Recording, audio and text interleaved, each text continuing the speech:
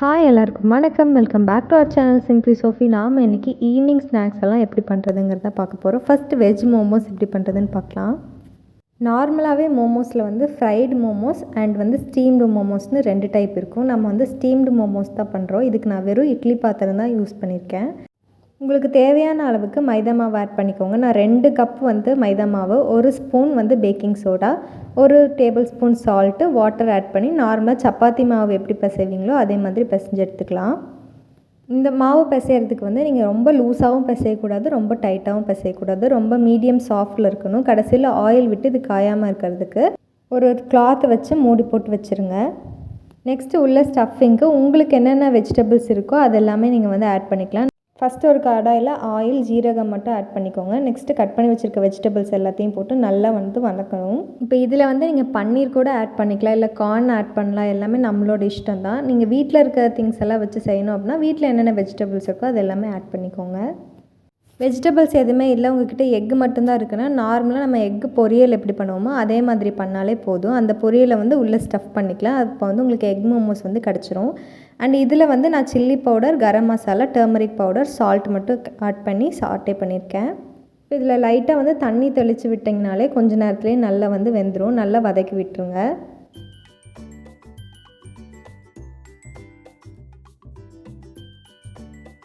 நல்லா வெந்ததுக்கப்புறமா இதை ஓரமாக எடுத்து நல்லா ஆற வச்சுக்கலாம்.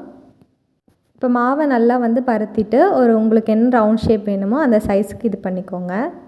நெக்ஸ்ட்டு இந்த கொழுக்கட்டைக்கு எப்படி நம்ம பூரணத்தை உள்ளே வச்சு சைட்லலாம் ஸ்டஃப் பண்ணுவோமோ அதே மாதிரி தான் பண்ணணும். நான் ஒரு கையில் வீடியோ எடுக்கிறதுனால அதனால் ஷூட் பண்ண முடியலை.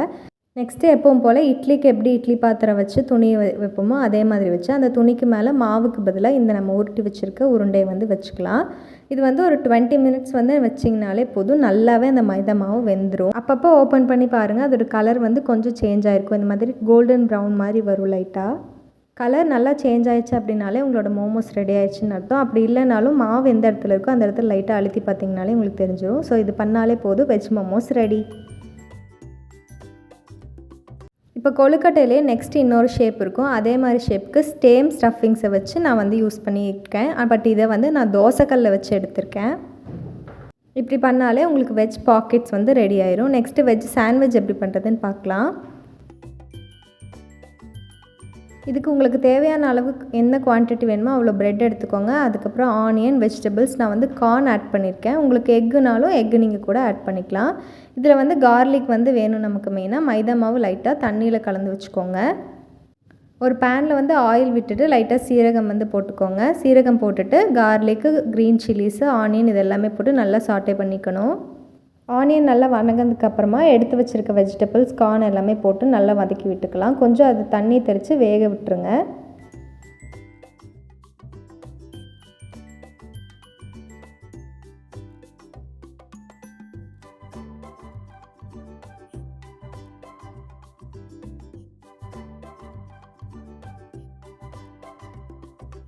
இப்போ இதில் நம்ம சால்ட் ஆட் பண்ணிவிட்டு நம்ம கரைச்சி வச்சுருக்க மைதா மாவு கொஞ்சமாக ஆட் பண்ணிக்கலாம்.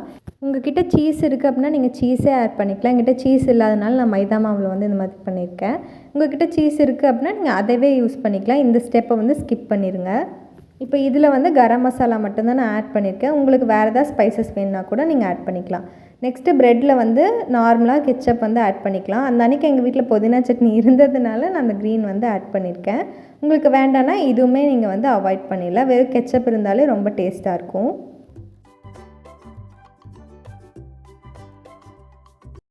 இப்போ இதில் நம்ம எடுத்து வச்சுருக்க ஸ்டஃபிங்ஸ் எல்லாத்தையும் வச்சு க்ளோஸ் பண்ணிவிட்டு இப்போ தோசைக்கல்ல போட்டு எடுக்க போகிறோம். இதுக்கு நீங்கள் பட்டர் யூஸ் பண்ணிங்கன்னா இன்னுமே டேஸ்ட் சூப்பராக இருக்கும். நார்மல் ஆயில் யூஸ் பண்ணுறனாலும் யூஸ் பண்ணிக்கலாம். இப்போ இது கோல்டன் ப்ரௌன் கலரில் வர வரைக்கும் நீங்கள் சாட்டே பண்ணி எடுக்கிற மாதிரி இருக்கும். அதுக்கப்புறம் உங்களோட வெஜ் சாண்ட்விச் ரெடி ஆகிடும்.